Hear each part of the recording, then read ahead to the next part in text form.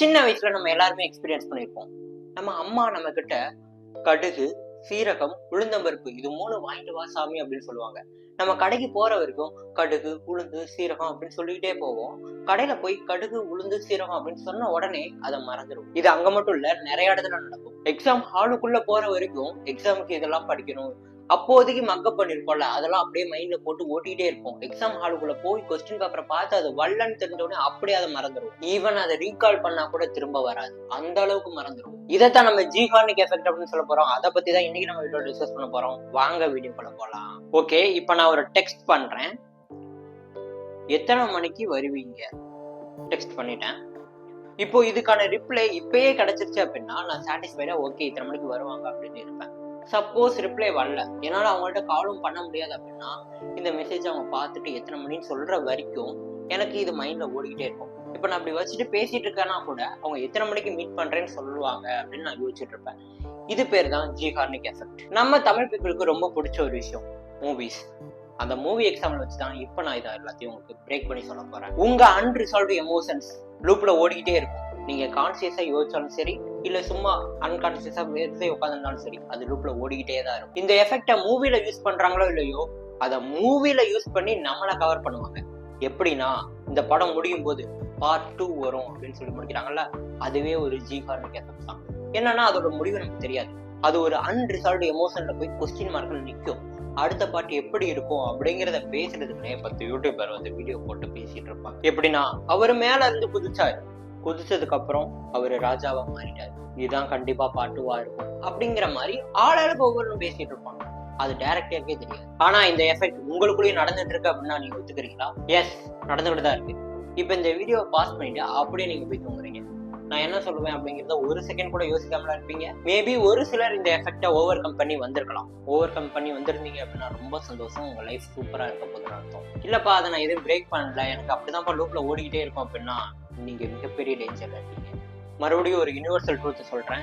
என்னன்னா, எந்த ஒரு விஷயத்தையும் நம்ம யூஸ் பண்ற வரைக்கும் அந்த விஷயம் நல்லது, எந்த ஒரு விஷயமும் நம்மளை யூஸ் பண்ற வரைக்கும் அந்த விஷயம் கெட்டது. இதை நீங்க எதுல அப்ளை பண்ணி பார்த்தீங்கன்னாலும் ரிசல்ட் ஒண்ணுதான், நீங்க யூஸ் பண்ணணும். இப்போ எக்ஸாம்பிளுக்கு எக்ஸாம் ஹாலுக்குள்ள போகக்கூடிய ஒரு பையன் ஒரு 10 வார்த்தையை மனப்பாடம் பண்ணி அப்படியே வீட்டுல போட்டுட்டே போறான்.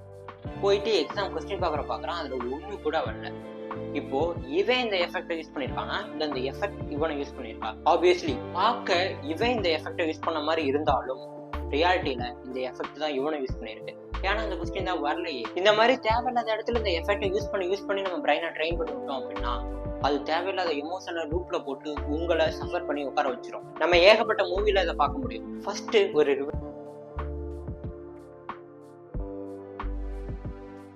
இந்த எஃபெக்டை யூஸ் பண்ணி உங்களோட எமோஷன்ஸை ஹோல்ட் பண்ணி அந்த படத்திலேயே உங்களோட கான்சென்ட்ரேஷனா அப்படியே நிறுத்துறாங்க. ஸோ இந்த ஜீகார்னிக் எஃபெக்ட் உங்களை அஃபெக்ட் பண்ணக்கூடாது அப்படின்னா ரெண்டே விஷயம் தான். ஒன்று, ரிசால்வ் பண்ண முயற்சி பண்ணுங்க. இல்லாட்டி அது ரிசால்வ் ஆகலையே அப்படிங்கிறத பத்தி கவலைப்படாம இருக்கணும். இந்த ரெண்டை கரெக்டா அப்ளை பண்ணீங்க அப்படின்னா உங்களால இந்த ஜீகார்னிக் எஃபெக்ட்ல இருந்து வெளியே வரும். இப்போ எக்ஸாம்பிளுக்கு நான் ஆரம்பத்தில் டெக்ஸ்ட் பண்ணேன் இல்லையா, அதே டெக்ஸ்ட்டை திரும்ப பண்றேன். எத்தனை மணிக்கு வருவீங்க, எத்தனை மணிக்கு மீட் பண்ணலாம் அப்படின்னு டெக்ஸ்ட் பண்றேன். கீழே வச்சுட்டேன். இப்போ இவங்க எத்தனை மணின்னு என்ன சொல்லலையே அப்படிங்கிறத பத்தி நான் கவலையும் படல. உடனடியாக நான் அவங்கள்ட்ட கால் பண்ணி அவங்கள போட்டு டார்ச்சர் பண்ணி அவங்க எத்தனை மணிக்கு வருவான்னு தெரிஞ்சுக்கணும் அப்படின்னு சொல்லிட்டு ரிசால்வ் பண்ணணும் அப்படின்னு சொல்லிட்டு நான் அதையும் ட்ரிகர் பண்ணல. ரெண்டு விஷயம் இங்க நடந்திருக்கு. நான் ரிசால்வும் பண்ணல, அதை பத்தி கவலையும் படல. That's it. ஸோ அந்த எஃபெக்ட் என்ன யூஸ் பண்ணல. நான் அந்த எஃபெக்டை யூஸ் பண்ணி நான் வேற ஏதாவது வேலை பார்க்கணும் போது நான் அந்த எஃபெக்டை யூஸ் பண்ணிப்பேன். இப்போ எக்ஸாம்பிள், நான் இப்போ ஒரு வெயிட்டர், இப்போ என் டேபிள்ல என்னெல்லாம் ஆர்டர் வந்திருக்கு அப்படிங்கிறத நான் போய் எடுத்துட்டு வரணும். அப்போ நான் அந்த எஃபெக்டை யூஸ் பண்ணலாம். இது கரெக்ட். ஆனா இப்ப இருக்க டெக்னாலஜில அந்த வெயிட்டருக்கு கூட கம்ப்யூட்டர் பேஸ்டு சர்விங் சிஸ்டம்லாம் வந்துருச்சு. அதனால அது எல்லாமே இப்ப ஈஸி ஆயிட்டு இருக்கு. ஸோ இந்த எஃபெக்டை யூஸ் பண்ண வேண்டிய தேவை மனிதர்களுக்கு சுத்தமா இல்லை அப்படின்ற அளவுக்கு போயிட்டு இருக்கு. நிறைய பேர் எக்ஸாம்ல கை நடுங்கிட்டே எழுதுவாங்க, பயத்துல வேர்வை கொட்டிக்கிட்டே இருக்கும். எக்ஸாம் ஹாலுக்குள்ள போய் அந்த கொஸ்டின் பேப்பரை பாக்குற வரைக்கும் அப்படி இருக்கும். அதுக்கு காரணமும் இதே எஃபெக்ட் தான். எக்ஸாம் ஹாலுக்குள்ள போயிட்டு அந்த நம்பர் எழுதணும், கொஸ்டின் பேப்பர் கொடுக்க மாட்டாங்க, அந்த நம்பரை எழுதி அந்த அச்சிலேயே எழுதி வைக்கணும். அதுக்குள்ள அவனுக்கு இப்படி நடுவும். Unresolved emotion. கொஸ்டின் பேப்பரை பார்த்து அந்த சாட்டிஸ்பாக்சன் இன்னும் கிடைக்கல, அது வரைக்கும் நீங்க நிம்மதியா இருக்கக்கூடாது அப்படிங்கிறதுக்காக உங்க பிரைன் உங்களை போட்டு புஷ் பண்ணிக்கிட்டே இருக்கும். அந்த கொஸ்டின் பேப்பரை பாருன்னு. நீங்க அது ரிசால்வ் ஆகல ஓகே அப்படின்னு அக்செப்ட் பண்ணிக்கணும். அது ரிசால்வ் ஆகலாட்டும் எனக்கு கவலை இல்லை அப்படிங்கிற மாதிரி இருக்கணும். அப்படி இருந்தாதான் இந்த மாதிரி சுச்சுவேஷன்ஸ்லாம் ஹேண்டில் பண்ணிட்டு ஈஸியா போயிட்டு இருக்க முடியும். ஸோ உங்களுக்கு பேஷன்ஸ் அப்படின்னு ஒன்று வரணும்னா கண்டிப்பா இதை நீங்க கோ த்ரூ பண்ணி தான் ஆகணும் ஒவ்வொரு பர்சனும். இப்போ எக்ஸாம்பிளுக்கு பிகில் படம். பிகிலோட அன்ரிசால்வ்டு எமோஷன், ஃபுட்பால் கப் ஜெயிக்கணும் அப்படிங்கிற எமோஷன் தான் அந்த மூவியை ஃபுல்லா கூட்டிட்டு போய் லாஸ்ட்ல வேற ஒரு கப் ஜெயிப்பாங்க. இந்த படத்தை நம்ம ஃபுல்லா பார்த்ததுக்கான காரணம் என்னன்னா நாட் எட் ரிசால்வ் அப்படின்ற ஒரு எமோஷன் மட்டும்தான். மற்றபடி நம்ம ஓகே இதெல்லாம் நடந்துட்டு இருக்கு அப்படிங்கிற மாதிரி நம்ம யாருமே பார்க்கல. அவன் கப் இன்னும் ஜெயிக்கல அப்படிங்கிற ஒரே நோக்கத்துல தான் நம்ம பார்த்துட்டு இருக்கோம். ஒரு சின்ன அட்வைஸ் கொடுக்குறேன், மறுபடியும் இந்த மாதிரி படத்தை பார்க்காதீங்க. படத்தை ஜஸ்ட் இந்த சீன்ல என்ன நடக்குது அதை மட்டும் பாருங்க. ஒரு டைரக்டரோட வேலை ஒரு எமோஷனை கொடுத்து அந்த எமோஷன் ரிசால்வ் பண்ணணும் அப்படிங்கிற மாதிரி தான் கொண்டு போவாங்க. அதுக்காக அந்த எமோஷனுக்குள்ள போயிட்டு அந்த எமோஷன் கம்ப்ளீட் ஆகும்போது நம்ம சாட்டிஸ்ஃபைடா ஃபீல் பண்றதுனால எதுவுமே கிடைக்கும். இதுல இருந்து நான் என்ன சொல்ல வரேன்னா, பிலீவ் த அன்சர்டனிட்டி.